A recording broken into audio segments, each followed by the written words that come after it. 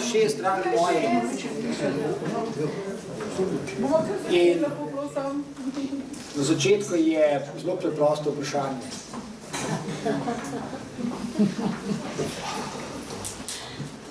Nekateri vztrajate. Zakaj? Kaj je tako finga? Nekaj odnesemo od tega. Veliko. Kaj na primer? Treba Kanta brati.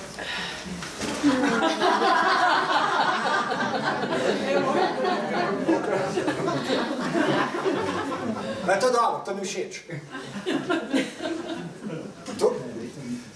Tega ne slišite pogosto.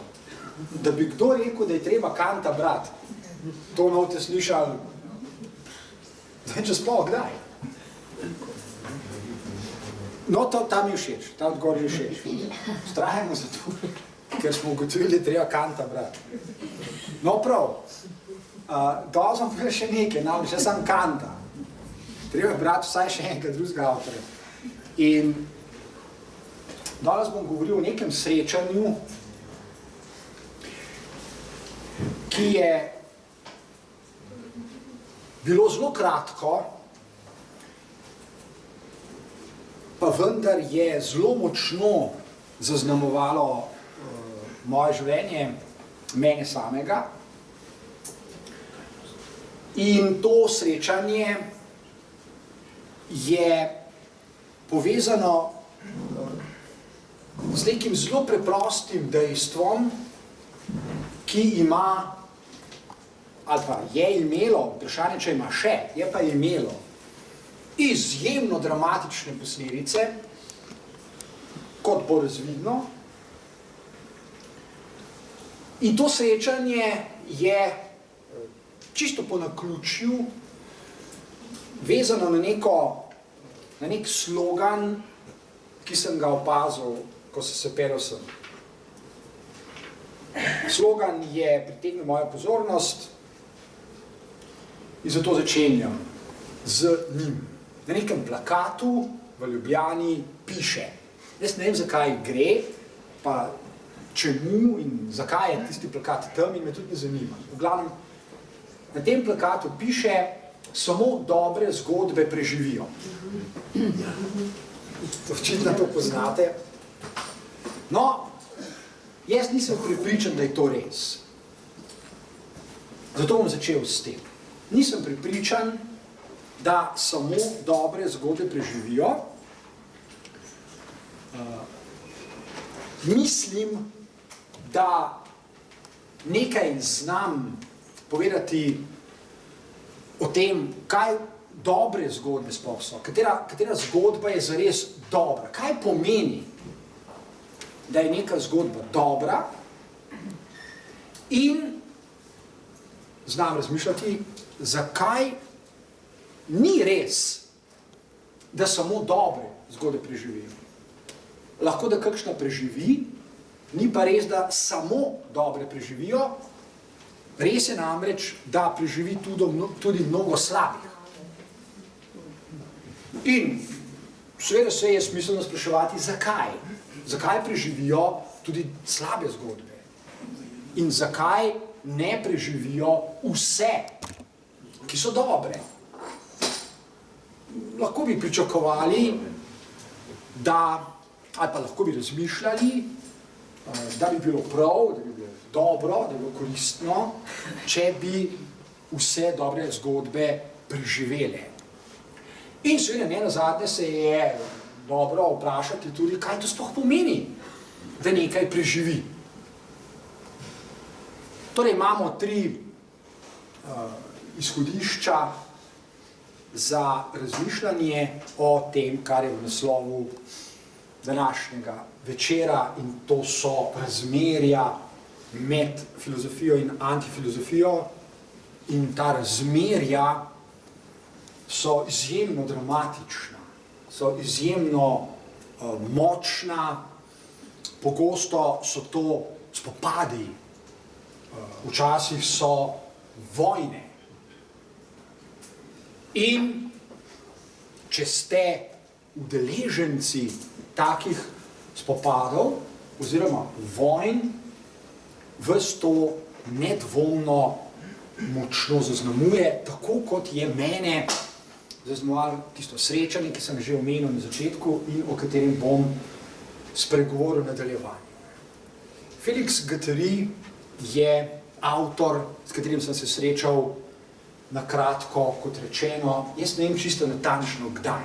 Ne spomnim se več, gotovo pa je bilo samo nekaj let pred njegovo smrtjo. Umrl leta 1992, nekaj let pred tem, nekaj kratkih let pred tem, sem imel priložnost se z njim pogovarjati in v tistem pogovoru je spregovoril o nečem, zaradi česar sem, se pravi, to je bilo gotovo pred letom 92, jasno, logično, ves nadaljni čas do današnjega dne, oziroma ne čisto vsega, seveda, ampak velik del tega časa namenil prebiranju njegovih knjig, njegovih člankov. Prebral sem vse, kar je objavljeno, kar je Felix Guattari objavil, kar je objavil sam in kar je napisal skupaj z Deleuzeom. Gotovo, da nisem mogel prebrati tistega, česar še niso objavili, kar je spet logično. Ampak tisto, kar je objavljeno in tisto, kar sem prebral, je zagotovo, čeprav mi ta izraz sploh ni všeč, ker je preveč popularen in preveč klišejski, pa vendar, če smo ga že omenili, ga lahko uporabim, je torej zagotovo dobra zgodba.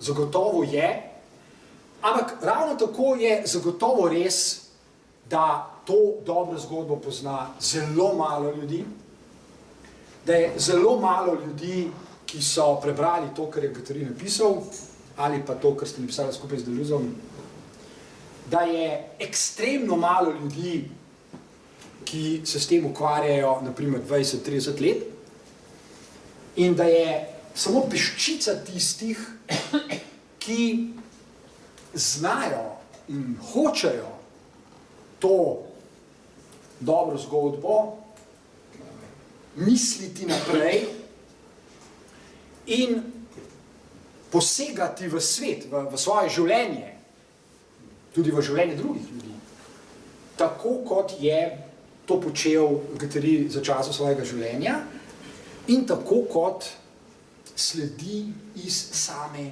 zgodbe. Kaj je tisto, kar je naredilo silovit vtis name, ko smo se pogovarjali? Mimogrede, tako rekoč, je omenil, da na veliko študira, prebira Spinozo in to je še nekaj, kar je treba brati. Poleg Kati je treba brati Spinozo. Spinoza je umrl ekstremno mlad, zelo mlad, izvrsten filozof, ni živel dolgo časa. A tisto, kar pa je napisal, tisto, kar je objavljeno, tisto, kar lahko preberemo, je zagotovo še ena dobra zgodba, če lahko uporabim to spakedranko. Kot rečeno, sem od tistega časa naprej posvetil ogromno svoje energije in volje in vsega, kar pač premoram in si med drugim tudi učil niču s prebiranjem knjig, ki sta jih napisala Guattari in Deleuze, ki jih je napisal sam Guattari in ki jih je napisal Spinoza. Kaj je tisto, kar je vredno, da je preživelo, da bi preživelo, da morda bo preživelo in je vredno, da se s tem ukvarjamo in o tem tudi govorimo? Mogoče veste, mogoče poznate, Guattari se je vse življenje ukvarjal s psihoanalizo, bil je pri Lacanu v analizi, bil je analitik. Verjetno veste, da je ogromno časa posvetil pacientom, ki so bili hospitalizirani v bolnišnicah, psihiatričnih bolnišnicah in so bili psihotični, so imeli torej diagnoze, najrazličnejše diagnoze z tega področja psihoz. Nekaj let pred tem srečanjem z Guattarijem sem posvetil zelo veliko časa temu, kar se je takrat imenovalo antipsihiatrija. Tega danes skoraj ni več. Antipsihiatrija je danes zelo malo. In imel to priložnost, da rečem srečo, da sem bil nekaj časa na neki kliniki, kamor so sprejemali izključno psihotične paciente. Izključno, samo psihotične, zasebna klinika v Münchnu. In te izkušnje, govorim o izkušnjah, ne govorim o akademskih idejah ali abstraktnih idejah, govorim o zelo konkretnih izkušnjah z psihotičnimi pacienti. So prav gotovo še pred srečanjem z Guattarijem močno, torej naredili velik vtis name, zelo velikega. Zelo malo je takih srečanj v mojem življenju, ki so naredili tak vtis name, kot ta srečanja, to skupno torej druženje in celo bivanje z psihotičnimi pacienti, pravzaprav z najtežjimi pacienti. Psihoza je zagotovo nekaj, česar ne želite izkusiti nikoli. In ta srečanja so se povezala s tem, kar je pripovedoval Guattari, ki je imel tudi ekstremno veliko izkušenj s takimi pacienti v psihiatrični bolnišnici oziroma v različnih ustanovah in veliko konceptov, ki jih je Guattari razvil, neodvisno od Deleuza, je vezanih natanko na norost oziroma na psihoze, na ekstremna duševna stanja, iz katerih se lahko zelo veliko naučimo in Guattari se je. Eden od konceptov, s katerim se je Guattari silovito spopadal z Jacquesom Lacanom, je bil njegov analitik, njegov terapevt. Silovito se je spopadal, vse življenje, ves čas, dokler je bil Lacan živ, pa tudi kasneje, je tale. In mislim, da je zelo dobro, to resno mislim, poznati,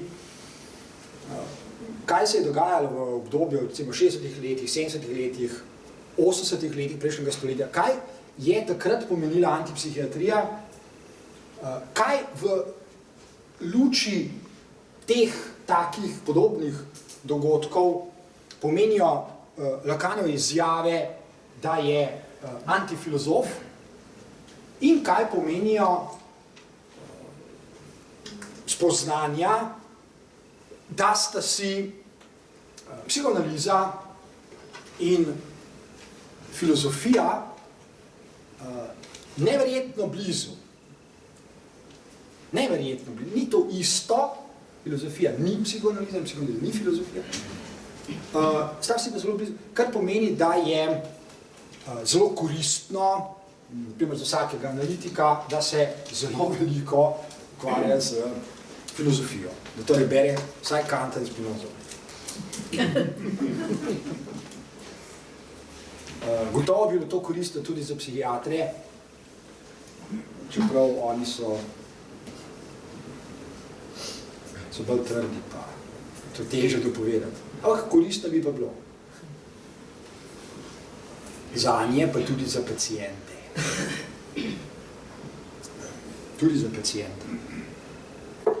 Torej, eden od konceptov, s katerim, ki ga razvije Guattari in se, kot rečeno, spopada z Lacanom, pa tudi s Freudom, čeprav ni bil več živ, Guattari je imel veliko pripomb čez Freuda in psihoanalizo.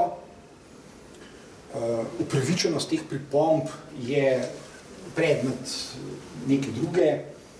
nekega drugega srečanja, ne tega zdajle, čeprav imamo to v rezervi. Imamo v rezervi kot neko stransko vejo tega razmišljanja današnjega. Torej, ta koncept, na katerega mislim, nastane iz sorazmerno preprostega vpogleda v vsakdanje življenje, ki ga ima lahko vsak človek. Morda ga tudi ima. Ni nujno, da ga ima, lahko bi ga pa imel in veliko ljudi ga gotovo ima. Vpogled je tale. Ljudje živimo eksistence, ki so tako rekoč v celoti podrejene principom učenja. Ljudje se učimo eksistirati. Ni res, da znamo kar ob rojstvu. Se učimo. In naučimo se, v svojem življenju se naučimo zelo velikega števila vzorcev. Naučimo se vzorcev razmišljanja, naučimo se, kateri vzorci razmišljanja so koristni, kateri niso, kateri so uporabni, kateri so dominantni oziroma prevladujoči. Naučimo se, katere načine razmišljanja bodo drugi verjetno sprejeli ali pa vsaj nas ne bodo polili z gnojnico, če bomo razmišljali tak način. In naučimo se, kateri vzorci razmišljanja so taki, da je bolje biti tiho. Da ne bi imeli predsitnosti v svojih življenjih. Enako se naučimo vzorcev obnašanja, naučimo se vzorcev čustvovanja, naučimo se vzorcev torej medsebojnih odnosov, naučimo se, kaj je inteligentno in kaj ni, in tako dalje, in tako dalje. V vsakem primeru se učimo in se naučimo velikega števila vzorcev. In to vemo, to je nič novega, to vsi vemo. Manj pa vemo, zlasti pa manj časa posvečamo nečemu, kar je inherentno vzorcem, o katerih govorimo. Kaj jim je inherentno? Inherentno jim je vsaj troje. Prvič, da se vzorci nenehno ponavljajo. Oziroma, da jih ponavljamo. Da ponavljamo tudi vzorce razmišljanja, čustvovanja, doživljanja, ki nam niso nujno v korist. Ni nujno, da so nam, pa jih vseeno ponavljamo. Druga značilnost je spominjanje, ki je neposredno povezana s prvo. Pravi, vedno znova se spominjamo se vedno znova istih podatkov, istih informacij, istih izkušenj, istih ljudi. Imamo torej spomine, ki jih ravno tako kot vzorce nenehno ponavljamo. In če razmišljate ali pa če presojate lastno vedenje ali pa vedenje drugih ljudi, kateregakoli, je mogoče sorazmerno zlahka, ne tako zelo zlahka, ampak sorazmerno zlahka ugotoviti, kaj se nenehno ponavlja. Kaj sami ponavljamo in kaj drugi ponavljajo. In seveda se je mogoče tudi spraševati, zakaj to delamo ali pa zakaj to delajo Mogoče se je tudi spraševati, kakšni so učinki takega ponavljanja. So zelo preproste zadeve, ki pa imajo lahko zelo dramatične posledice. Zlasti, ko ugotovimo, da se nekatere zadeve ponavljajo, pa naprimer nismo zmožni prenehati s ponavljanjem. Ali pa drugi niso zmožni. Ali pa, da včasih kdo celo je zmožen, pa ne noče, ne želi. Preprosto vztraja. In tretja značilnost vzorcev, o katerih govorim, oziroma sva se o tem pogovarjali z Guattarijem, so hierarhije. So hierarhični odnosi, oziroma hierarhična razmerja, ki jih je v naših življenjih polno. Pa če še tako poudarjamo, kako smo različni in demokratični, in če še tako govorimo o enakih možnostih za vse in tako dalje, to je bolj ali manj žargon. Empirično vzeto je hierarhij v naših življenjih, kakor hočete. Pravzaprav so na vsakem koraku. In tudi skozi hierarhije, tudi, ali pa celo zlasti, skozi hierarhije nekaj nenehno ponavljamo. In tipična inštitucija, ki skrbi za vse tri razsežnosti vzorcev, je šola, v kateri preživimo zelo veliko časa. Šola je daleč od tega, da bi bila demokratična, in je daleč od tega, da bi v resnici spodbujala pri ljudeh kreativnost. Pravzaprav celo ne more biti, ker nujno vztraja pri spominjanju vedno istega.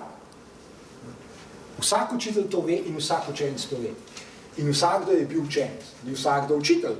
Učenec bo vsakdo bil, ker mora biti, po zakonu. In vsakdo ve, o čem govorim. Govorim pač o neskončnem ponavljanju istega, ki je, če smo pri tem zelo spretni, tudi nagrajeno. Ponavljanje istega je nagrajeno. Včasih je prav zabavno gledati, recimo, če bi opazovali, kako deluje šola kot marsovci. Recimo, da pristanejo marsovci in opazujejo, kako se obnašajo učitelji in učenci. Po mojih mora kapo. Najprej učitelj nekaj pove, pa v zboru še vsi drugi za njim. Učenci namreč. Ni nujno, da je ravno v zboru, lahko tudi posamično. Najprej prvi, drugi, pa še 32, ali koliko jih je v razredu. In se sprašuje, kako oni ponavljajo. Zakaj je treba to ponavljati? Tle ni nobenega, po moje, iz ministrstva za šolstvo. Ni šans, da bi prišel sem. Ni plačen. In, ja, ni, ja, in seveda temelji torej na obeh razsežnjih, torej šola mora poudarjati oboje, ponavljanje in spominjanje. Šola, če kaj obremenjuje, recimo od vseh kognitivnih funkcij, kar jih je to predvsem spomin. Skozi hierarhije. Natančno se ve v šoli, kdaj kdo govori, kdo je prvi in kdo je zadnji. Popolnoma jasno je. In kdo je nadrejen, kdo je podrejen. In kateri predmeti so bolj pomembni, kateri so manj pomembni in kateri so najmanj pomembni. Ampak kateri niso pomembni. Točno se ve. Tem ni treba kaj prav dosti razpravljati. Ja, samo prostite, da se mišljamo debato, ampak danes so razmere tudi podrta v šoli. Katastrofo. Danes, kar se dogaja v šolah, je tudi, bomo rekel, te odnosi, učenci, učitelj, avtoriteta, to je podrto preko do konca. Pa še zmer so hierarhični. Ja, vem, ampak so bili pa tisti, ne vem, kako ne rečem, mi, ne vem, gospodemu pa rekel, ni tiste ljudskosti, ki smo jo včasih bili, no, bomo rekel, ta, ne vem, nekega normalnega spoštljivega odnosa, mislim. Pa pustimo, je avtoriteta upravičena ali ne. Če bi imeli tukaj naprave, pa jih nimamo, ali pa če bi bile prižgane, ali pa če bi bilo pri roki, bi nekaj pokazal. Ampak ne bom. Bom pa samo omenil. ker bom o tem imel eno predavanje, ne vem kdaj, zdaj enkrat, moram pogledati na koledar. Jaz sem predavanje že pripravljal, sam ne vem, kam spadam, mi bojo že povedal, o čem naj govorim, ne, se bom sam pogledal, se imam doma koledar. Če bi torej imeli vse to, bi vam pokazal nekaj. Nekaj, kar je elementarna lekcija iz razvojne psihologije, ki je večina ljudi še ni usvojila. Elementarna lekcija. Pokazal bi vam, kaj se dogaja med starši, naprimer med mamo, in nekaj mesecev starim dojenčkom. Pokazal bi nekaj, kar so doživeli na svoji koži vsi dojenčki in bolj ali manj vsi starši. Pa vendar redko kdo ve, kaj se dogaja in kaj je celo usodno za razmerja, odnose med ljudmi, kaj ta dojenček bo nekoč odrastel in bo seveda stopal v najrazličnejše odnose z drugimi ljudmi. In to, kar vam zdaj povedal, tudi poznate vsi. Za te izkušnje, take izkušnje vsi veste in so dobro izhodišče za razmišljanje o tem, o čemer vi zdaj govorite.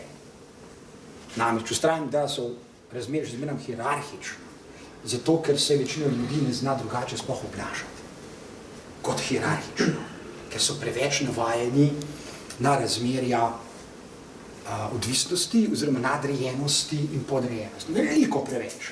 Tudi če tega ne priznajo in tudi če tega ne vedo. Pokažem vam torej tole. Otrok nekaj mesecev star dojenček, 4 mesece, 5, ni važno. Ko ga mati drži v rokah, v celoti, z vsem svojim telesom, zrcali materino vedenje.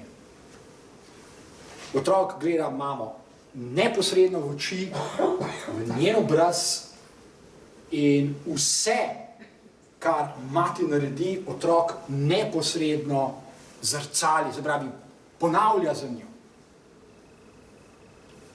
Gre za izjemen, kar brezpogojni odnos. Potem pa gre za eksperiment.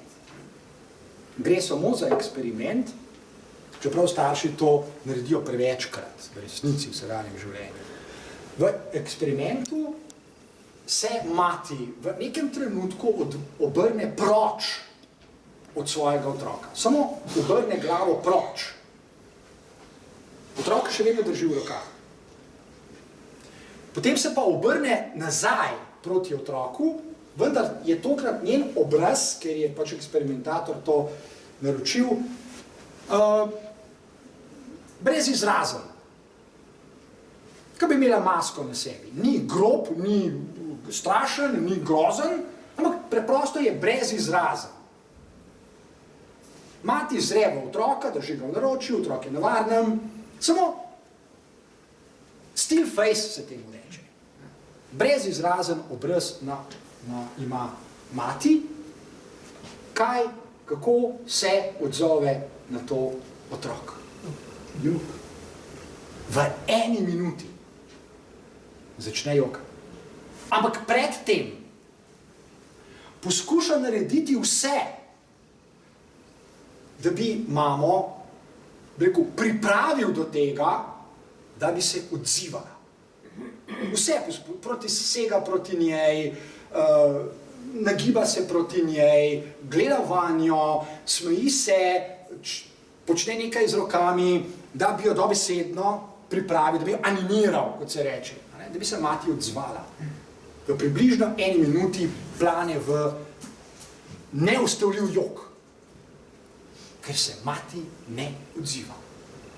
Veste, to je zame elementarna lekcija, kaj pomeni za človeka, za vsakega človeka imeti okrog sebe druge ljudi, zato ker jih potrebujemo, ker brez drugih pač preprosto ne moremo živeti.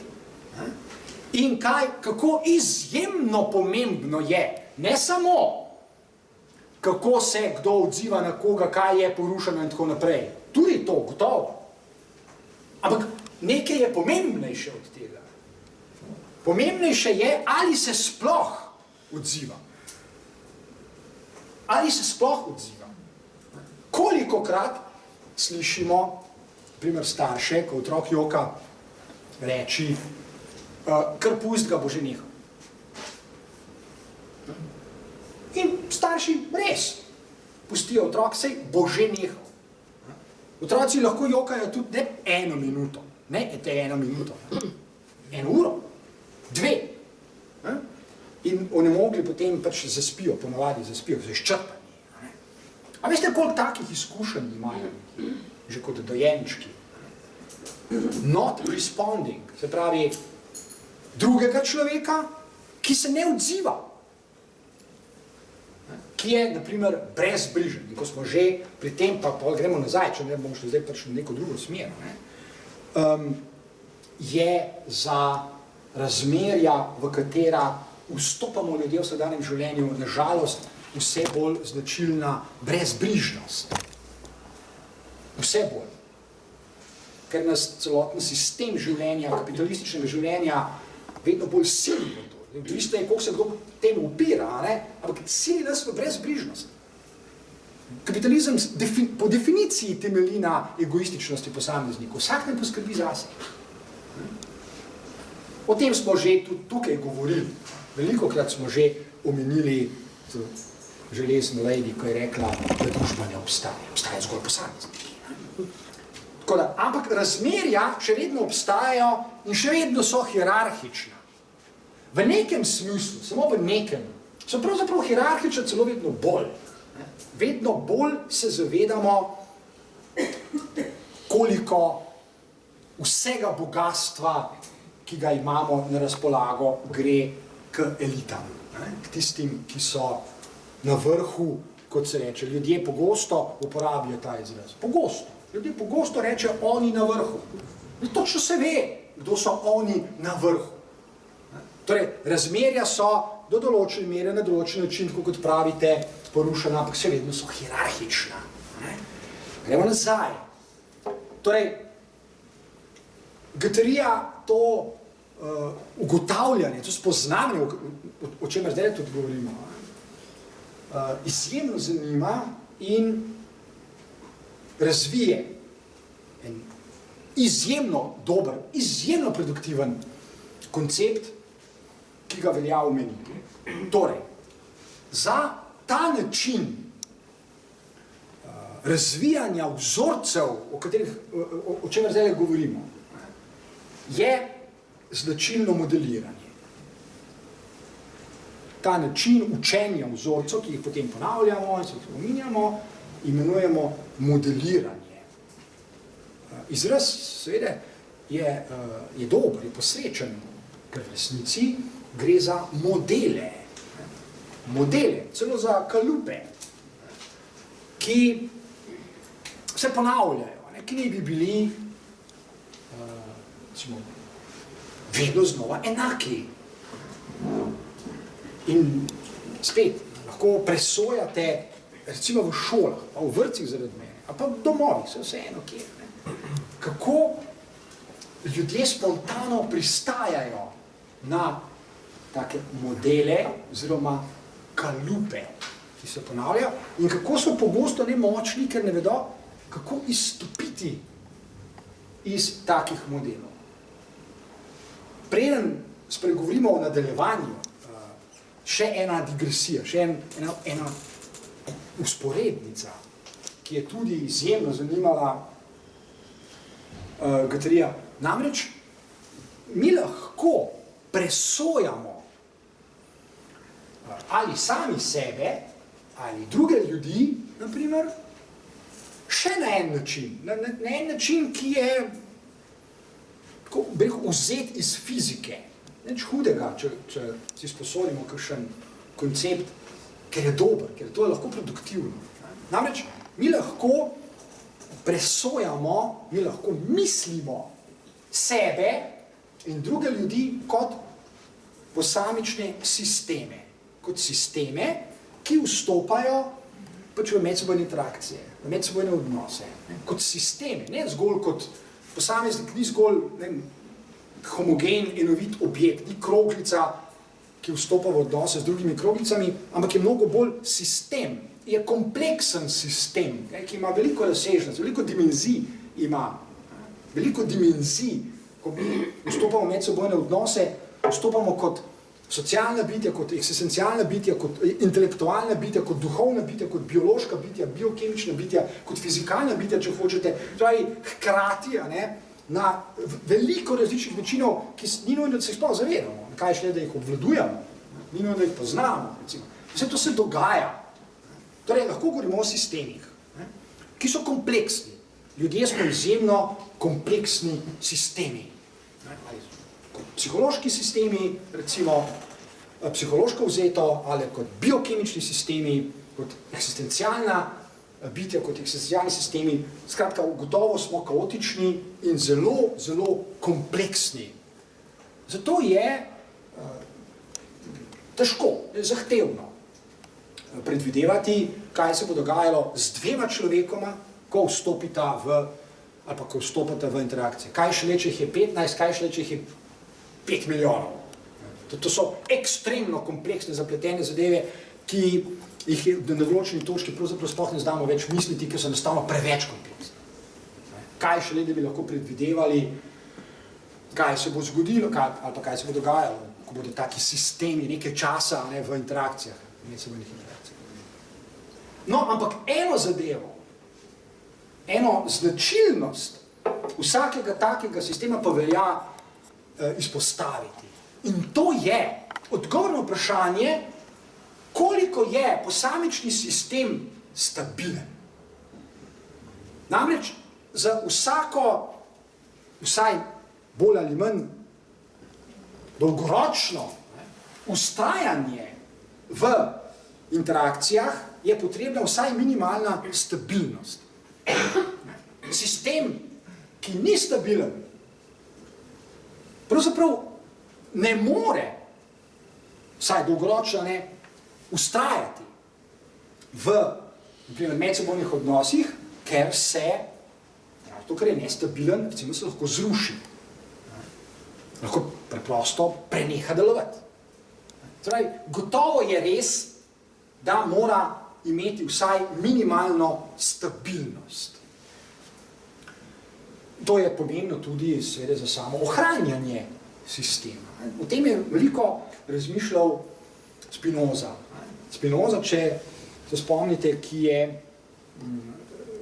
ga je fasciniralo spoznanje, oziroma fascinirala ga je ideja, zamisel, da živa bitja težijo k ohranjanju sebe. Da obstaja neka sila, na primer, ki jo Spinoza imenuje conatus, zaradi katere težijo k ohranjanju sebe. Torej, ne razpadajo kar takoj, ne propadajo kar takoj, sistemi, ampak se skušajo ohraniti pri življenju. Zato pa potrebujejo stabilnost in zato potrebujejo, vzemimo spet en izraz iz fizike, nek vir energije. Nek vir energije, ki ga ljudje zopet dobro poznajo. Ta izraz ljudje poznajo. Vsak človek pozna ta izraz ne kot fizikalnega, ampak kot, recimo temu, eksistencialnega. Vsak človek ve, da od drugih ljudi lahko energijo dobiva, ve pa tudi, da mu drugi ljudje lahko energijo odvzemajo. Vsakdo ve, da živijo okrog njega nekateri ljudje, ki ga izčrpavajo, ob katerih se izčrpava. Ni nujno, da ve, zakaj, ni nujno, da ve, kako, ampak ima izkušnjo, občutek ima, da ob nekaterih ljudeh preprosto postane utrujen, pa izčrpan. Čeprav se nič takega posebnega zgodilo, noben mu ni nič hotel, zgolj skupaj smo, pa se kar počuti človek izčrpanega, ob enih drugih ljudeh pa ne. Ob enih drugih ljudeh ima pa občutek, kot da nekdo dobiva od njih energijo. Kot da je, in ko se taka sreča recimo konča, kaj se človek gre domov, ima občutek, da ima več energije, kot je imel prej. Preden je prišlo do takega srečanja. To so izkušnje, ki jih ljudje poznamo. In seveda, z vidika stabilnosti, to je izjemno pomembno, zlasti dolgoročno. Če hočemo nekaj časa biti skupaj, potem je to zelo pomembno, da ohranjamo svojo stabilnost oziroma po možnosti, da jo povečujemo. Imamo več energije, to je naš interes, to je v našem najboljšem interesu. Ampak seveda pri človeških bitjih se to pogosto zelo zaplete in je mutatis mutandis neposredno povezano s tem, o čem sem prej govoril, teh drobnih izkušnjah, recimo, ki jih imajo otroci, na primer, v prvih letih življenja. V prvih letih življenja, ko se krepijo, na primer, lahko se krepijo zmožnosti otroka za to, o čemer sem ravnokar govoril. Zapravi, da je stabilen, in da vstopa v medsebojne odnose tako, da to stabilnost ohranja in še povečuje, da ima več energije. In ko govorimo o razvoju, pri otrocih govorimo o razvoju, otrok se razvije intelektualno, čustveno, kognitivno, intelektualno, socialno in tako naprej, osebnostno se razvija. Ko govorimo o razvoju, govorimo natanko v osnovi o tem, o čemer govorimo zdaj. Temeljni kriterij za presojo razvoja je stabilnost. Koliko energije ima sistem in kako stabilen je. Zdaj, kako dobro lahko prenaša interakcije z drugimi sistemi, ki ga lahko tudi seveda uničujejo, ki ga lahko destruirajo, ki ga lahko načenjajo, jemljamo energijo, kot se temu metaforično reče. Kako dobro torej to prenaša. Živijo ljudje, ki se zrušijo takoj, naprimer, ker so nestabilni. So ljudje, ki lahko dolgo časa prenašajo tudi destruktivnost. Ne, da bi se jim to poznalo, ker so tako močni, tako stabilni so, imajo recimo druge vire energije, da sproti kompenzirajo morebitne izgube, ki jih pač utrpijo v interakcijah in tako dalje in tako dalje. Ko presojamo torej razvoj, je gotovo to temeljno izhodišče. In zdaj, ta vzporednica je pomembna zato, ker, to je pa res ključno. To, kar bom zdaj povedal, je pa po mojem ena najpomembnejših stvari, o katerih je dobro govoriti, ko razmišljamo recimo o ljudeh, ko razmišljamo o sebi, ko razmišljamo o svojih eksistencah in o tem, kako živeti skupaj, ker skupaj moramo živeti, ker imamo druge možnosti. To je, izraz, ki ga uporabi G3, je metamodeliranje. Metamodeliranje je zmožnost človeških bitij, da prepoznavajo modeliranje, da prepoznavajo načine, kako se oblikujejo vzorci, o katerih govorimo. Vzorci vedenja, razmišljanja, čustvovanja, čutenja, zaznavanja in tako dalje. Vsega tega se ljudje naučimo. Nič ni naravno, nič ne pade kar samo od sebe z neba. Se naučimo in naučimo se torej prepoznavati, ali tako kot pravi G3, naučimo se brati modele, naučimo se brati modeliranje, naučimo se interpretirati modeliranje. Kar nam pomaga, da imamo, da vzpostavimo distanco do njih, razdaljo. Se pravi, da ne pristajamo na modeliranje prehitro. In to je zelo, zelo temeljno, torej neposredno, nujno, vezano na to, o čem smo prej govorili, se pravi na stabilnost. Bolj, ko je sistem stabilen, lažje ali pa bolje zmožen za metamodeliranje. Zdaj, je zmožen za to, da tudi izstopi iz oblik ali pa vzorcev, ki se jih je učil, ki se jih je naučil, ali pa vzorcev, za katere drugi pričakujejo, da se jih bo naučil, lahko jih zavrne. Bolj, ko je stabilen, lažje jih zavrne. In obratno seveda, manj, ko je stabilen, težje to naredi, oziroma na določeni točki sploh ne more. Manj, ko je stabilen, bolj je odvisen od modeliranja, oziroma bolj je odvisen od drugih sistemov, s katerimi pač živi, ker mora živeti. Bolj je odvisen. Zakaj je to pomembno? Pomembno je vsaj iz več, torej vsaj iz dveh vidikov. Metamodeliranje. Zakaj Guattari vse svoje življenje zagovarja, zastopa ta koncept? Metamodeliranje je najprej pomembno zato, ker omogoča človeškim bitjem, da ne pristajajo več na hierarhije. Se pravi, da se upirajo. Da preprosto ne pristajajo. Rekel sem pa že, da je vzorcev, ki so jim hierarhije inherentne okrog nas, kakor hočete. Povsod so. Torej, upor, metamodeliranje je možno zaradi to, ker se je človek zmožen tudi upirati vzorcem. Ne pa, da jih samo ponavlja. Čudeče k temu silja. Ali pa, da se jih nenehno spominja, kar je hrbtna plat istega. Upor.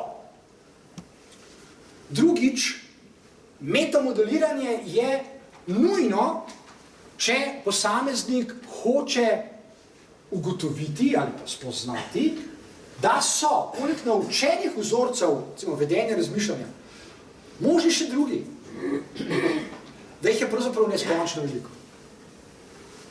To so osupljive izkušnje, recimo ljudje dejansko so osupnjeni, oziroma jih osupne, ko dobijo tako izkušnjo. Koliko je drugačnih možnih načinov ali pa vzorcev, ki se jih lahko naučimo, in kako izjemno drugačni so lahko od tistih, na katere smo navajeni, ne da bi pri tem lahko rekli, da so slabi ali pa patološki. In tega je nažalost premalo v vsakdanjem življenju. Ljudje, ki se ne lotijo metamodeliranja, tudi zelo hitro presojajo, zelo hitro, ponavadi prehitro, kdo je normalen in kdo ni. Ker spontano jemljajo lastne vzorce, ki jih sami ponavljajo za normalne, druge pa seveda za nenormalne. V resnici je razmišljanje o tem, kaj je normalno in kaj ni ujeto v hierarhiji. Zato tudi ljudje spontano pristajajo na to, da so oni zgoraj vedno normalni. Ali pa da se vsaj zdi, da so.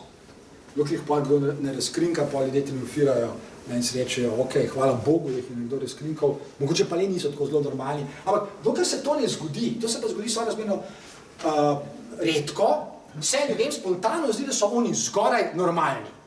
Ali pa celo, da so bolj normalni od unih spodaj. Čeprav ljudje potiha nenehno šimfajo, oni zgoraj, pa ravno tako potiha nenehno pristajajo na to, da so oni zgoraj, še zmeram zgoraj. In da se še zmeram zdi, da so normalni. Zato so tudi, če ste bili daj na to pozorni, to je prav zanimivo. A veste, to je že skoraj tako trivialno, tako pravzaprav že kar mačkam žalostno. Če se kdo povspne gor, ne vem, postane šef, nekam pride, gor, se ni važno. Najprej se začne drugače oblačati, če se to že opazil. Hoče biti bolj lep. Ne vem, če ste, takoj se vidi, zamenjajo svoje garderobe, da bi bili čim lepši, da bi naredili vtis, koliko so lepi, recimo, z obleko. Zato da. Veliko takih stilskih preobrazb, tanko na tem. Pa so vsi isti, pa. Ja, seveda so vsi. Vsi so enako lepi. Ali pa kaj že, kaj je. Ja, vsi so isti, ja, kao vojaki. Uniformirani postane, se pogledajte parlament, ne. Nekatere ženske, čtejamo, da ženske imajo malo vse več uporniškega duha. Moški so vsi glih, samo variante istega.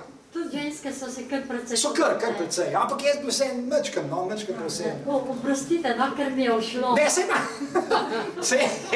Jaz se strem, ampak vse bi majhno razliko bi ohranil, tako drobno. A lahko še nekaj povem? Ja. Vi verjetno se boste spomnil rokovske skupine Pomaranča, ki imajo eno pesem Uniformiranci. Ja. Zdaj bom pa tih. No, super. Ne, sej ni treba biti tih, zato ker o tem moramo govoriti. Uniformiranosti, kar je neposredna posledica hierarhičnih razmerij, je velikanska. Je ogromna. In ne samo to, recimo čisto psihološko. A veste, koliko malo ljudi je, ki se dejansko upajo obleči tako, kot njim paše, ne da bi glih na vsakem koraku vprašal enega dizajnerja pa modnega svetovalca, aj to še v redu. Zlasti, če ste gor. Spomnite se, to smo že tle komentirali nekaj mesecev pravzaprav nazaj, kako so zmerjali Varoufakisa, ki ima kravato. Prav tisto je bilo, ne? Gospod Varoufakis, to je bilo v Evropskem parlamentu, ki ima kravato. Mislim, what the fuck, ne? Mislim, kde pa kravata pomembna? A veste, ampak je, ne? Čim presojate ljudi skozi hierarhične razmerja in nekdo pride gor, beri v Evropski parlament, je. Naenkrat je kravata najpomembnejša stvar na svetu. Zlasti, če jo nimaš, ne? Zlasti, če ti dol visi zraven. In to so drobni primeri, ne, ki so trivialni, ki nam pa povedo velikansko, koliko smo ljudje obremenjeni s hierarhijami. In iz kakšnih drobcev smo pripravljeni potegniti velikansko zgodbo, če nekdo zdaj hodi v Evropski parlament in nima kravate, kaj vse to pomeni? Ne pomeni nič. Nikjer ne piše, kako morate biti v parlamentu oblečeni. Nikjer. Mogoče obstaja kakšna priporočila, ampak ne piše, kako morate biti oblečeni. Ljudje so pripravljeni plant na nekoga, ne, v trenutku, ker seveda natanko zaradi tega biti moramo uniformirani. Vse enako velja za, ne samo za kravate, velja tudi za stavke, ki jih izrekate. Stavke. Ali si kdo upa, ne vem, če boste poslušali, recimo, pa sej poslušate, ampak naprimer, sam en tak, recimo v politiki. Poslušate politike, ko razpravljajo recimo o teh gospodarskih zadevah. Kako redko kdaj, če sploh, razen kakšnega levičarja, boste slišali besedo kapitalizem. Če poslušate mainstream ekonomiste, kapitalizmu sploh ni. In če poslušate politike, kapitalizem ne obstaja. Živimo v globalnem svetu, gospodarstva se med seboj povezujejo in tako dalje. Ne boste slišali besede kapitalizem. Danes seveda, da ne govorimo o tem, da ne boste slišali imena in priimka Karl Marx. Ne boste, preprosto ne boste. Itd. V teh zgodb se lahko povemo milijon, ampak jih je tudi dobro povedati. Če smo že začeli danes s tistim, dobre zgodbe vedno preživijo. Ni res. V svetu, v katerem živimo, praviloma preživijo popularne zgodbe, pa čisto nekaj drugega. Ni nujno, da so tudi dobre. No, gremo nazaj, torej metamodeliranje. Zmožnost za metamodeliranje terja veliko energije in veliko stabilnosti. Brez enega in drugega metamodeliranje preprosto ni možno. In nažalost ga je tudi zelo malo. Zelo malo ga je. Te koncepte je razvijal v Guattari 40 let nazaj, 50 let nazaj. Kot sem rekel čisto na začetku, danes večina ljudi niti ve ne za nje. Celo tisti, ki so mogoče kdaj slišali za Guattarija, nekaj takega. Kaj šele, da bi take koncepte uporabljali v vsakdanjem življenju. Metamodeliranje preprosto rečeno pomeni zmožnost človeškega bitja, da misli svet okrog sebe.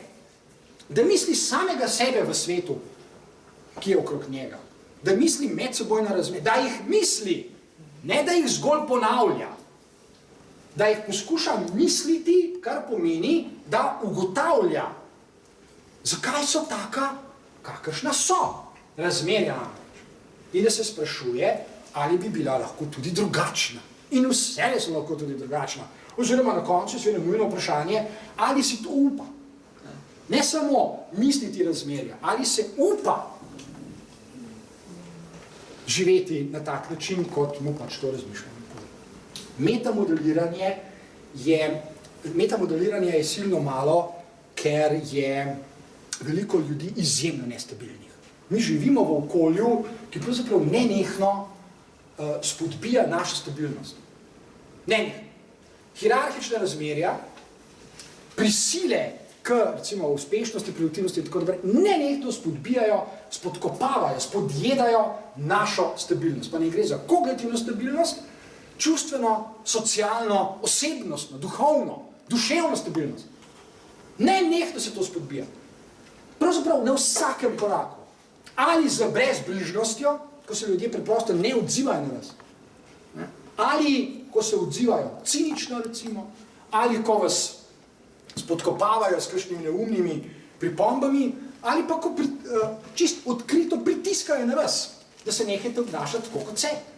Ali pa da nehajte razmišljati tako, kot razmišljate. Če to ni v redu, če to ni dobro, da ni produktivno, da kdo vas bo prenašal in tako dalje in tako dalje in tako. Nenehno se to spodkopava. In potem seveda pridajo s podatkom, da je 1/4 Slovencev na antidepresivi. Ja, saj ni čuden.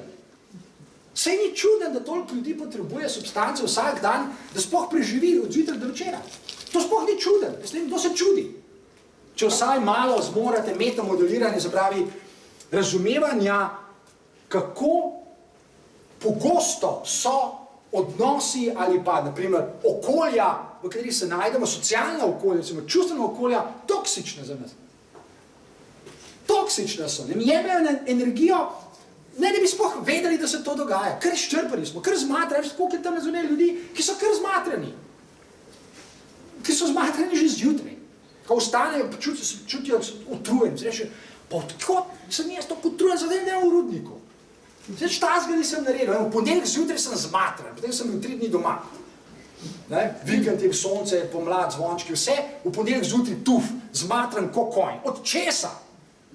Ogromno ljudi je, ki se to sprašuje dnevno, pa zakaj sem jaz tako zmatran? Potem iščejo seveda razloge, zdaj je glih pri roki pomladanska utrujenost. Hvala Bogu, da je pomlad prišla.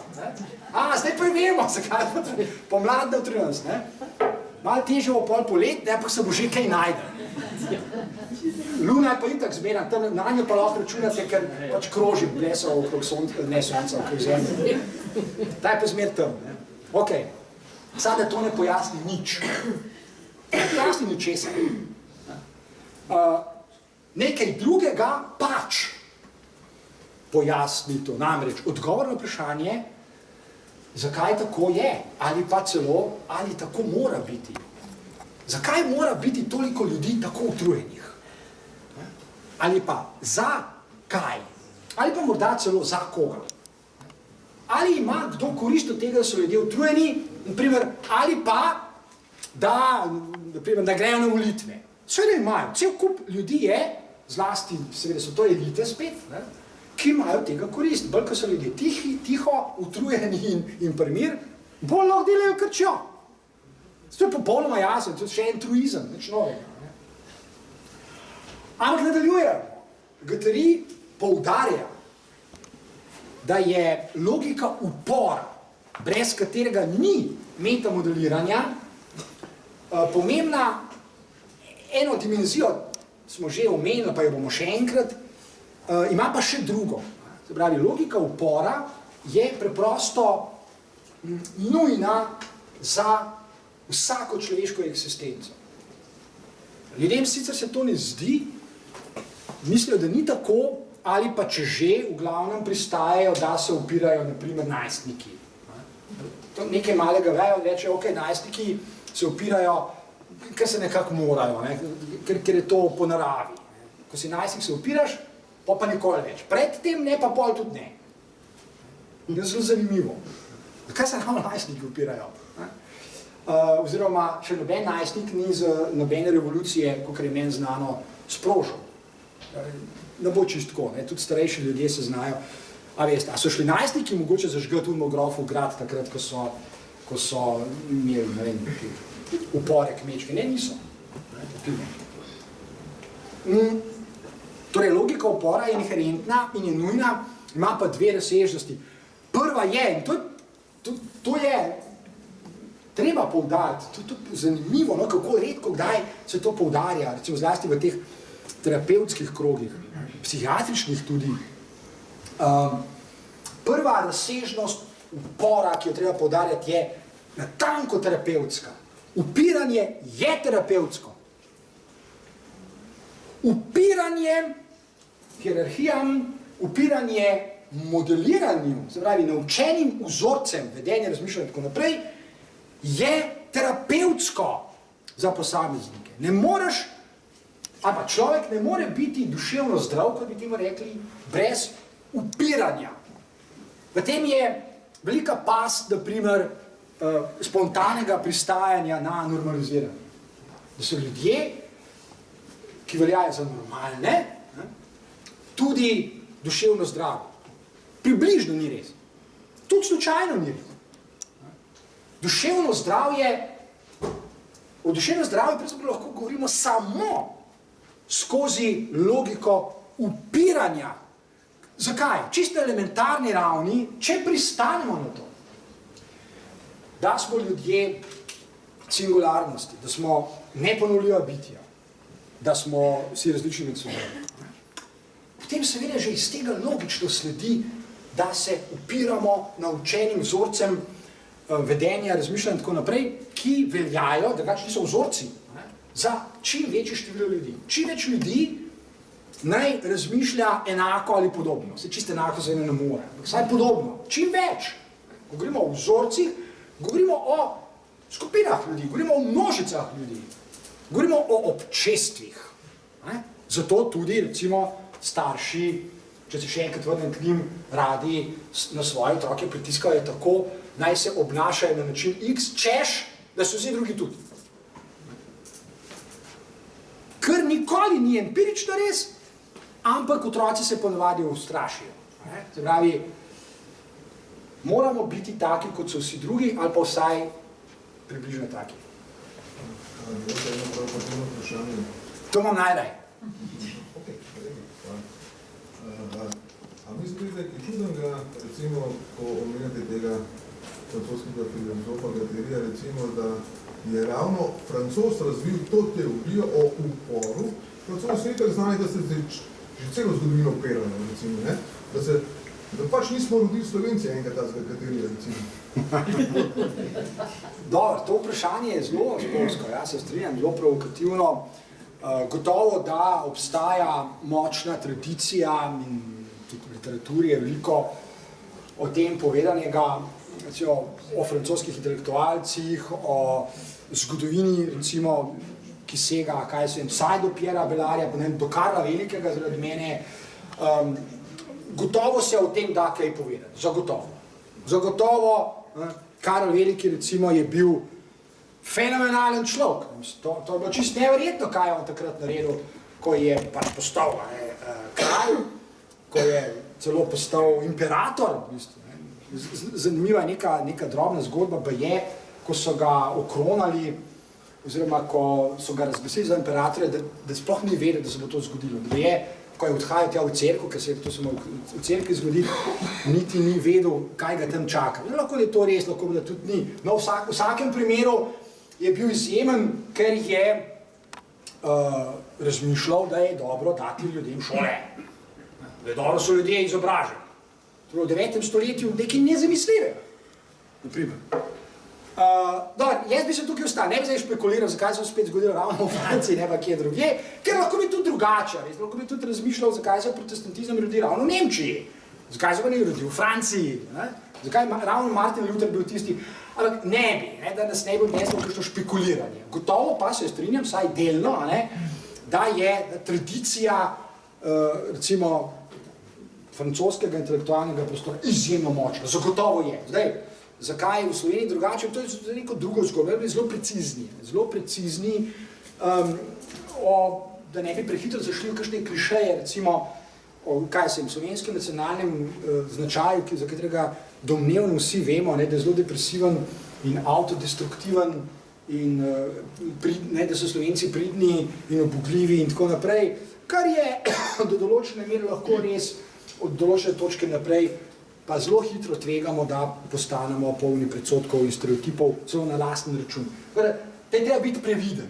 Treba biti previden, ampak če ste me vprašali čist na začetku, a se meni to zdi kaj čudnega, da to Felix Guattari naredi, seveda se mi ne zdi. Ne, gotovo, da se mi ne zdi. Ne zdi se mi tudi čudno, da recimo po drugi svetovni vojni, v 50 letih, naprimer, poteka silovit spopad med recimo Lacanom in zlasti ameriškimi egopsihologi in behaviorističnimi psihologi in da vržejo Lacana iz vseh možnih mednarodnih društev in združenj in ustanov in inštitucij in potem še prepovedajo predavati in tako dalje. Gotovo je o tem mogoče povedati zelo radikalne zgodbe, ampak kdaj drugič? Se lopo posamezne zgodbe in jo probamo povedati do konca. Danes gremo naprej s tem, kar je druga razsežnost upora. In premalo ljudi to ve, veste, da je upiranje terapevtsko. Premalo. Ljudje spontano razumejo upiranje kot nekaj pravim, če že gremo v najstnikih govoriti, ok, ne jim bo, to je tako ali tako v njihovi naravi, ampak če se upirajo kdo drugi, je pa to takoj povezano s strahom. To je nevarno, to ni dober, sigurno boš imel zaradi tega težave, raj nehaj in tako naprej. Ljudje prevečkrat začnejo katastrofično razmišljati ob nečem, kar je terapevtsko.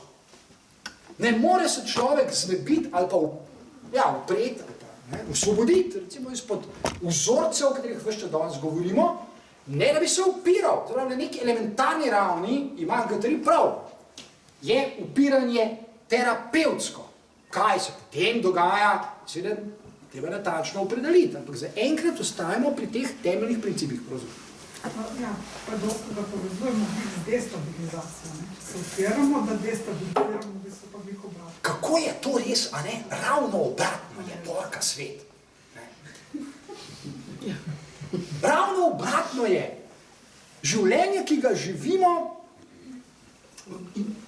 v mnogih razsežnostih, dobesedno, če bi malo povzel kakšne ideje, dobesedno potrebuje nestabilne ljudi. Nestabilne ljudi, ki so prestrašeni, ki se ne upajo upirati, ki razmišljajo na ustaljene načine, skratka ne bo vse tako, kot je. In kako delujejo ideološke prakse danes? Vse ne delujejo v principu nič drugače kot pred 100 leti. Samo videti je, da so drugačni. Zgolj videti je, to je iluzija. Ideološke prakse, ki skrbijo za normalizacijske funkcije, danes pač deluje tako, da se je prostor razširil. S kapitalizmom se je prostor, znotraj katerega lahko delate tako rekoč, kar hočete, se je pač razširil. Ampak če greste dovolj daleč, dovolj visoko in pogledate, vidite, da je natanko tako, kot je bilo nekoč, samo da je bil takrat okvir manjši, pa ste hitreje trčili na meje. Danes je okvir večji in dlje potrebujete, da pridete do meje, zato se vam spontano zdi, da ste svobodni. Lahko kupujete, rajate, se zabavate in tako naprej. Ko smo mi, kot otroci socializma, mi smo zelo hitro trčili na meje, zelo hitro. Jaz se spomnim, ko je Tito bil tam v UKC-ju, ležal.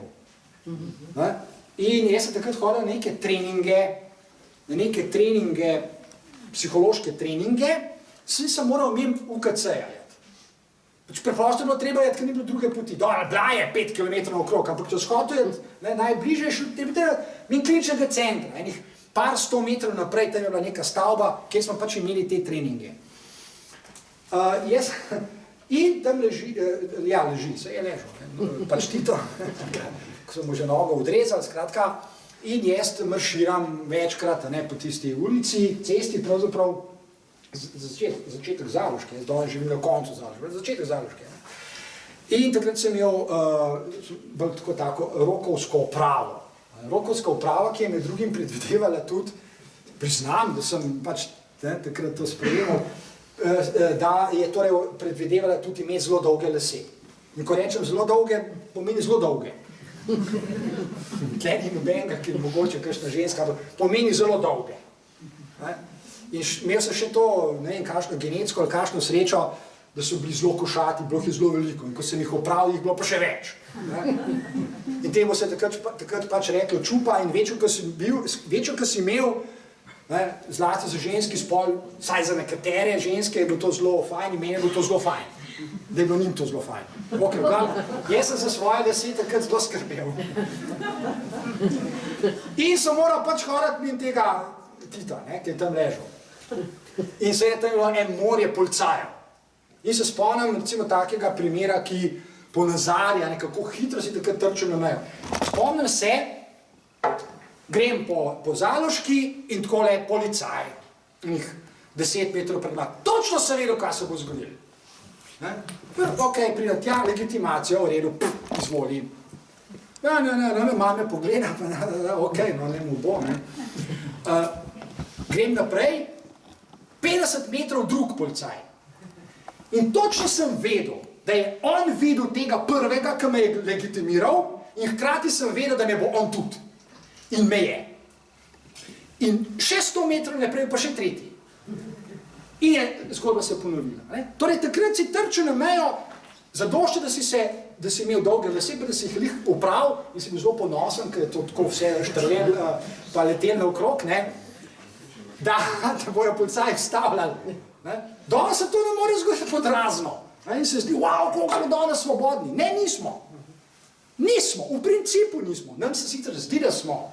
Ampak objektivno pa nismo. Poskušajte biti danes na nekem drugem področju.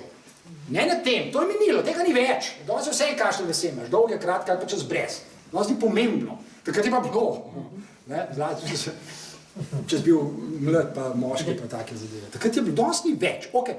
Je pa nekaj drugega danes. Poskušajte biti slabi potrošniki. Kaj pomeni? Pomeni, da recimo, itak smo slabi, ker nam jemljajo skozi denar, ampak recimo, da bi še malo zaostrili zadevo. Poskušamo biti mladi, ne mladi, kar je to dobro, slabi potrošniki. Pa rečemo, ok, recimo, da jutri ne gremo v trgovine, recimo, da imamo dovolj doma vsega, hladilnike polhan, hladilne skrinje, narabo je to trgovino. Naprimer, da se jutri odloči, ne vem, 500 000 Slovencev, da ne gre v trgovino, pa gre raje, ne vem, na izlet, nekam, se dobimo, na Bledu, kaj je, z Bilskem jezerom, ne vem, kje, zaradi mene ob morju. Jutri gremo skakalce počakati. Do večera sigurno vlada skliče krizni sestanek. Sem prepričan, do večera. In se začne paranoično spraševati, kaj se dogaja. Teroristi, zarota. 100% je tako. Ker danes je na nekem drugem področju pravima, zadeva tako na knap, da pravzaprav ne morate migrati. Ne morate niti migrati, pa tudi ne upate si. Biti danes slab potrošnik, to samo nekateri si privoščijo, seveda so čudaki.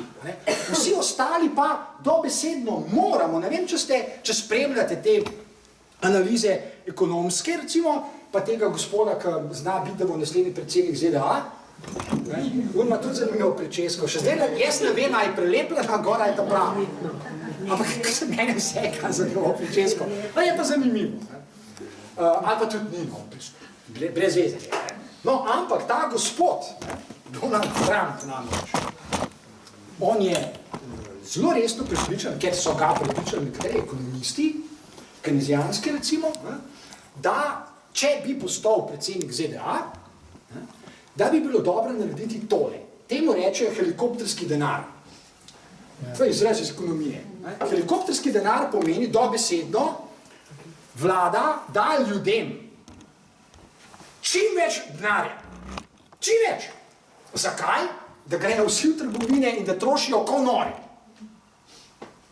Temu se reče, ker s tem, vse logika, saj do določene mere, v resnici je blesava, ampak do določene mere jo kupijo. Recimo ekonomisti, tudi nekateri Nobelovi nagrajenci so prepričani, da ta logika čist drži. Ljudem date ogromno denarja, oni navalijo na trgovine, pokupijo ogromno dobrin in tovarne mora seveda začeti delati nove. In potem se to vrti in rola in vse raste. Cene bi takoj skočile. Ne zdaj komplicirati. Zdaj ne smemo nič komplicirati. Zdaj moramo samo to logiko usvojiti, ker govorimo zdaj se nič ne upiramo. Zdaj lepo smo mirni in smo srečni, država nam da ogromno denarja, seveda ni tako. Ampak ponazarjam, kako delujejo vzorci, kako delujejo modeli. Mi modelov v glavnem ne sprejemamo tako, da zraven še kritično mislimo. Pa se bo svet ustavil. Mi moramo modele sprejemati, lahko tudi kritično zraven mislimo, ampak važno je, da jih sprejemamo. Brez tega svet, v katerem živimo in oblast, ki je taka, kakršna je, in ideološke prakse, ki so take, ne more delovati. To je še eno področje. A veste, danes učijo otroke v šolah kritično misliti, pa kvaše. To se sam reče tako. Ne morate kritično misliti, ker se ustavijo, taki vzorci se ustavijo, vi postanete slab potrošnik. Ne morate zdaj, kaj pa inflacija, da bo dali zaport. Ne smete se o tem spraševati.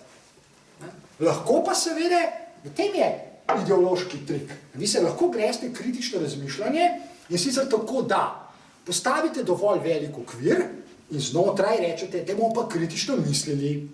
Super, a ne? Kapitalizem že je tak okvir. To je najširši okvir, znotraj katerega lahko delate skoraj kar hočete. A ne? Ker je sistem že tako kompleksen in je tako stabilen in je tako dobro narejen, da bo to prenesel. Da bo to prenesel. Včasih v Jugi, recimo, ljudje si niso upali povedati enega vica čez Dolanca. Madonna. Mislim, nekateri so res izginili, danes so bili, jutri pa ga ni bilo več. Ti kam je prišel na Goli otok malo? Ne, sej ni šel, ker so ga odpeljali. A veste, pa je šlo za vic. A veš, unga zadnjega v Dolancu, bla, bla, bla. In je eden že izginil čez noč, ker sistem ni bil sposoben tolerirati vicov. Danes. Pa danes lahko poveste vic, kakršen čete na televiziji. Pa vas povohal na noben. Danes se lahko smejite, norčujete, praktično delate, kar hočete, pa se bo samo, ne vem, kakšen Karel Rjad sam posmehne, bo gledati, ti govori, kad češ. In tak mi nič ne moreš. Torej, samo okvir se je povečal, pa bolj stabilen je postal. In samo iluzija je, da lahko kritično mislimo. Seveda, ampak probajte kritično misliti, ne znotraj okvira. Probajte kritično misliti sam okvir. Pa zadeva lahko postane zelo hiter, zelo problematična za vas namreč.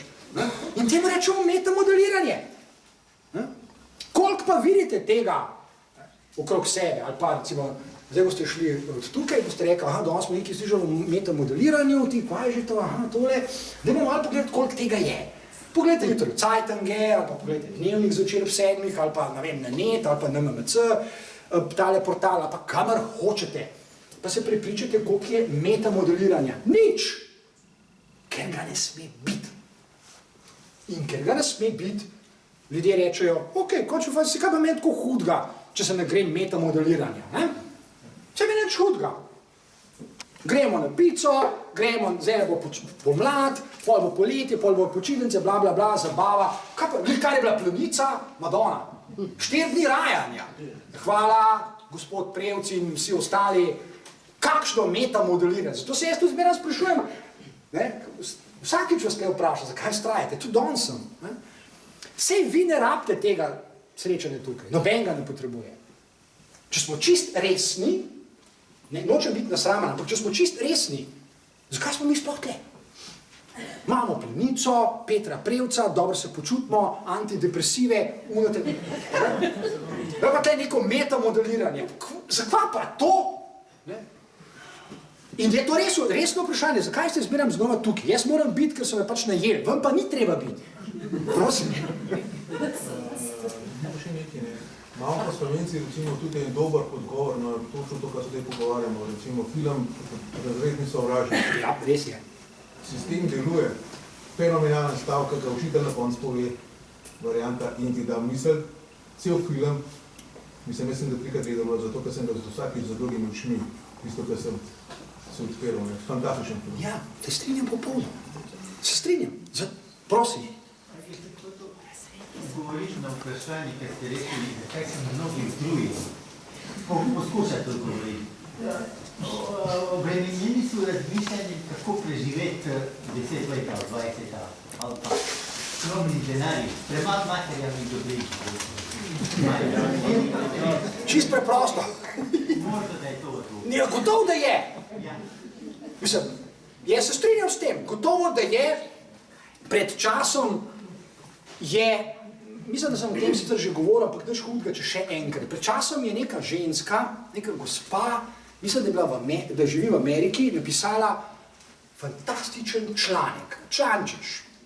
Kratek zapis, ki je bil objavljen v neki reviji, in sicer, zakaj, naslov tega prispevka je bil, zakaj v življenju nenehno vlečem slabe poteze?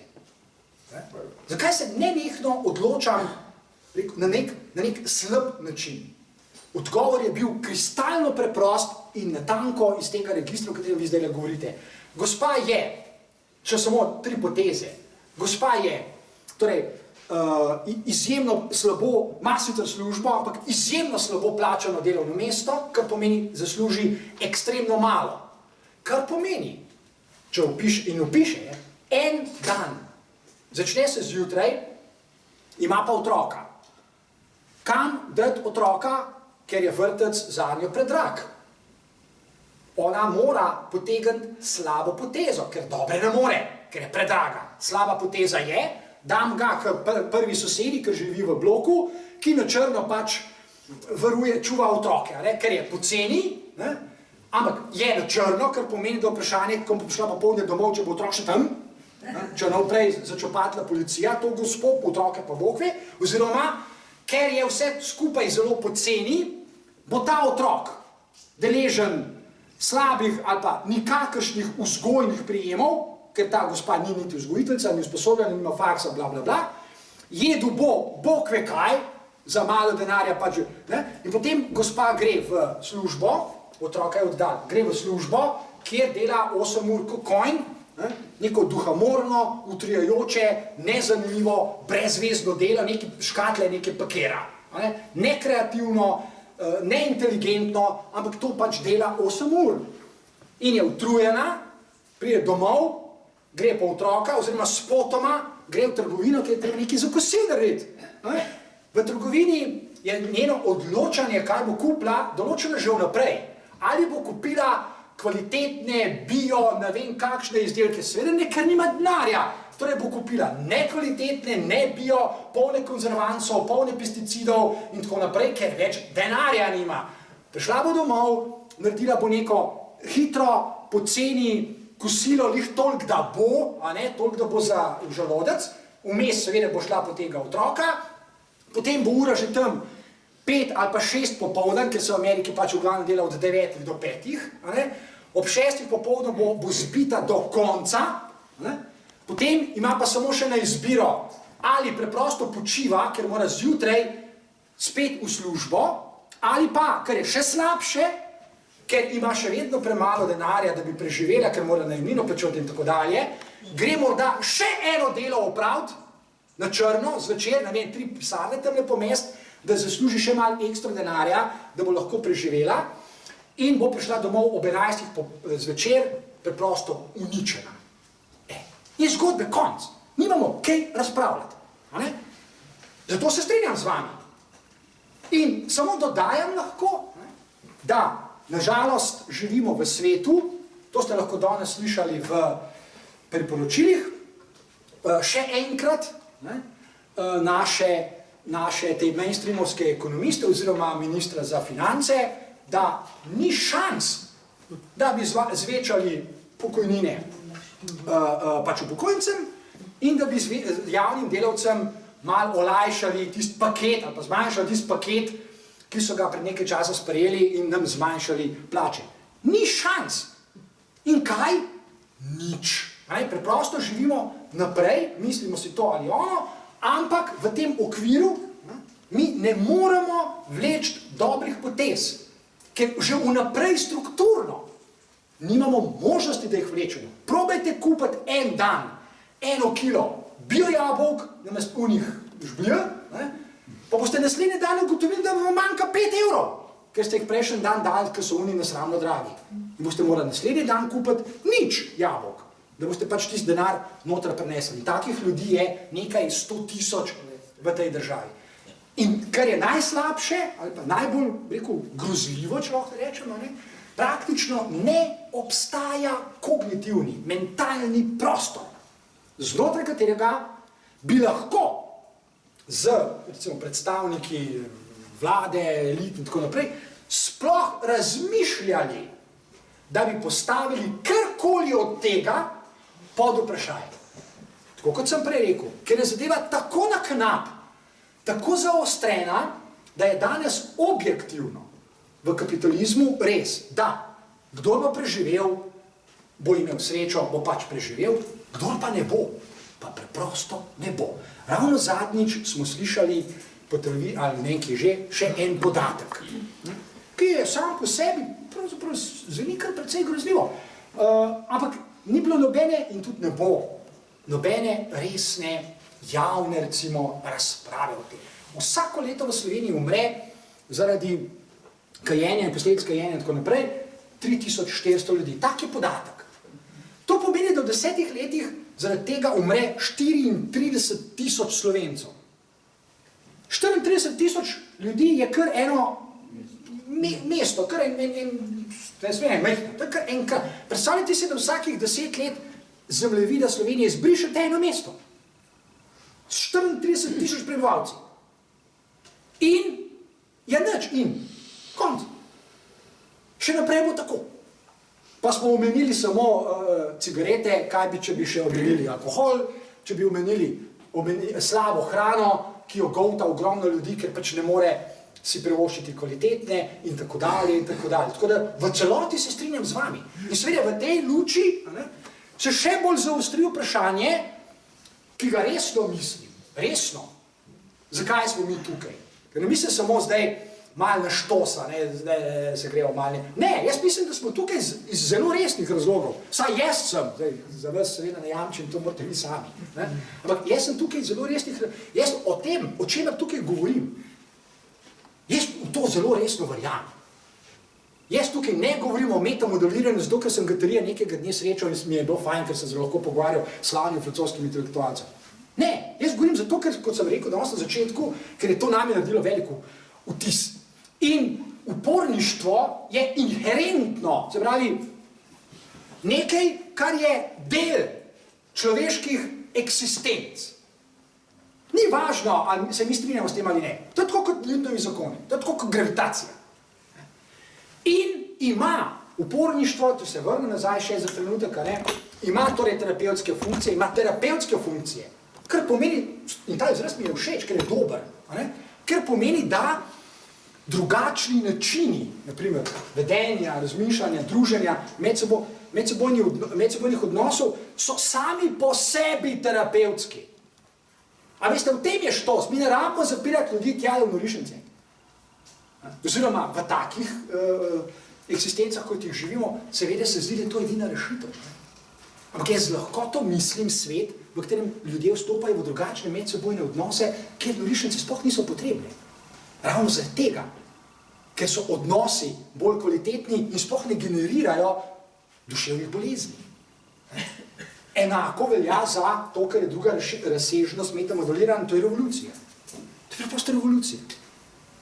Revolucionarnost se začne z razmišljanjem, metamoduliranjem, naprimer hierarhičnih medsebojnih razmerij. Zakaj vedno znova pristajamo in vstopamo v hierarhične medsebojne odnose? Oziroma, komplementarno vprašanje, kaj lahko naredimo, da ne vstopamo v take odnose?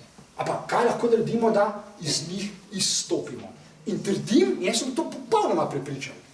In zelo težko, da bi me kdo odprepričal, da se vse to, če danes govorim, začne z razmišljanjem. Trdim, da so na začetku vedno nove, oziroma drugačne ideje. Nove ideje pa ne gre za, recimo čisto preprost, analitičen odnos med dvema človekoma, med analitikom in pacientom, kjer bo pacient prej ali slej, in to tudi večinoma ljudi osupne, naletel na popolnoma nove ideje. Zlasti na nove ideje o sebi.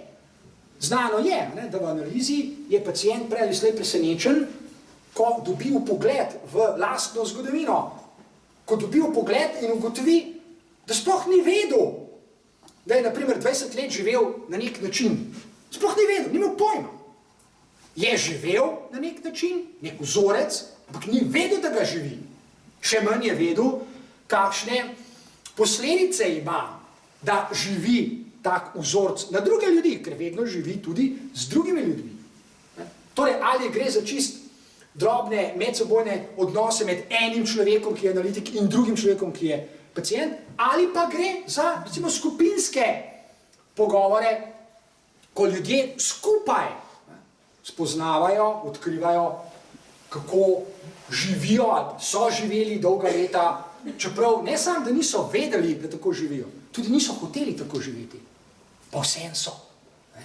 In to so osupljive zadeve, ki revolucionirajo bodisi enega posameznika, da pač nekaj v svojem življenju spremeni in začne živeti drugače, revolucionirajo, recimo, ene skupine ljudi, torej velike, to bi veliki ideali, recimo, Gatterijo je veliko bolj kot posamezniki, on je bil analitik, on je veliko bolj kot posamezniki, ukvarja s skupinami, recimo v norišnicah. Ali pa, ko se določeni načini razmišljanja, recimo metamodeliranja, razširijo na večje število ljudi, sledijo družbene spremembe. Ker drugače ne more biti. Še vedno do zdaj se je to zgodilo. Mi sicer ne vemo, kdaj se bo zgodilo, ne vemo, kje se bo zgodilo, ampak zagotovo se bo, ker je zmožnost, pravim za metamodeliranje, je inherentna. Človek, to je nekaj izmišljenega. Jaz danes ne pripovedujem nebuloz. Jaz ne pripovedujem akademskih jajc. Jaz se ne izmišljujem abstraktnih idej. To sem že dvakrat ponovil, bomo še tretjič, kar je mene fasciniralo, naredilo močan vtis, kar je v mnogočem spremenilo mene v življenju, ki ga pač živim, je bilo srečanje s Felixom Gatterijem. Eno samo srečanje, en sam pogovor, ki je pač prišel v času, ko sem jaz veliko študiral, hodil po svetu, se usposabljal in sem bil do tega odprt. Jaz sem neskončno bil hvaležen za ta pogovor in sem posrkal vse, kar je on povedal, ne samo takrat, v tistem pogovoru, tudi kasneje, ker sem pač bral njegova dela, ste veliko žlico, ker sem to hotel. Ker me je prepričal, da so ideje, s katerimi se ukvarja, vredne razmisleka. Se on ni nikoli trdil, da je natanko tako je, kot on trdi in tako naprej. Ne. Je pa vredno razmisleka. Se pravi, te ideje, ki jih je zagovarjal, o katerih je pisal, so produktivne. In to čist nekaj drugega kot opozicija med res pa narobe. Kar je še ena opozicija, ki je značilna za vsakdanje življenje ljudi. Ljudje zelo hitro pristajajo na to dualno logiko. Nekaj res, tisto, kar je drugačno, je pa narobe. Kot da vmes nič ne obstaja, pa kot da se ne da tega misliti. Boljša opozicija je, veliko boljša, med tem, kar je neproduktivno, in neproduktivno je v glavnem to, o čemer smo prej govorili, kar se nenehno ponavlja. To, kar se nenehno ponavlja, je največkrat zgolj neproduktivno. Ali pa celo destruktivno. Alkoholik se nenehno naliva z alkoholom in tem ni ničesar produktivnega. Je pa veliko destruktivnega. Torej, ali se zgolj ponavlja in je neproduktivno, ali se zgolj, recimo, to gojijo, zelo prefinjen način servirajo, naprimer, skozi kaj? Mediji, televizija, skozi kvize. Na kvizu se vedno znova slovi tistega, ki kaj največ zna, ki se največ zapomni. Ki je enciklopedija, ki zna potegniti informacije bliskovito iz svoje glave in zmaga na kvizu. Jaz še nisem videl kviza, kjer bi zmagal nekdo, ki zna misliti. Na kvizu se slovi samo tiste, ki znajo, ki imajo dobro spomin, ki imajo hipokampus, ki potrofijo za mene. Torej, ali se to dogaja, to je neproduktivno. Vedno znova eno isto. Ali pa, na drugi strani, govorimo o opoziciji, so ideje, ki so pa produktivne. Ni nujno, da so resnične, ki so provokativne, ki so izzivalne same po sebi. In o njih je vredno misliti. Prehitro se zgodi, da ljudje nehajo misliti in se zadovoljijo z vzorcem, o kateri smo danes govorili. Jih sprejmejo v šoli, rečejo, aha, tako je, meni treba več misliti in potem pač tudi ne mislimo. Prosim, a zdaj pa že koliko ura? 9, po mojem. Že bolj predstavljeni, da se spet okrog prinesem. Za metamodeliranje. Jaz ne zaupam nobenemu Slovencu, da bi šolstvo znal narediti dobro. Me razumete? Zdaj sem opol, kako najstniki, ki imajo vporde to zakon fizike. To je res. In sploh se metamodelira slabo, še slabše nikako. Kako bom jaz najdel Slovenca, ki bi z mano hotel narediti dober šolski sistem, ki ga jaz znam, ne? Ja, mogoče pa vi ste... Potem metamodelirajte vi, kogar hočete, z tega ne bom količ dobrega. Prosim. Vzorci in upori, pa rekel, ker ste njeno mojo staro misel potrdil, namreč enkrat sem imel pogovor z en članom, z neko šolnico in sem mi rekel takole. Poglejte, danes je taki časi, da zelo težko kdo reče, da tale družba, ekonomija, politični sistem in tako naprej je v redu. Vi v šolstvu pa vzgajate, socializirate, indoktrinirate ljudi za prav ta sistem. Če bi vi hotel narediti en premik, bi po domače povedan, bi mogli vzgajati revolucionarja. Polnoma se podpišem, hvala. Ja, sem na bo naredil. In kaj ne s tem naredim, ker nimaš pojma, kaj je treba narediti. Ne, zmera se ponovno. To. Ja, daj. A si vi lahko mislite, kako globoko v prihodnost bi se lahko porodilo to 48?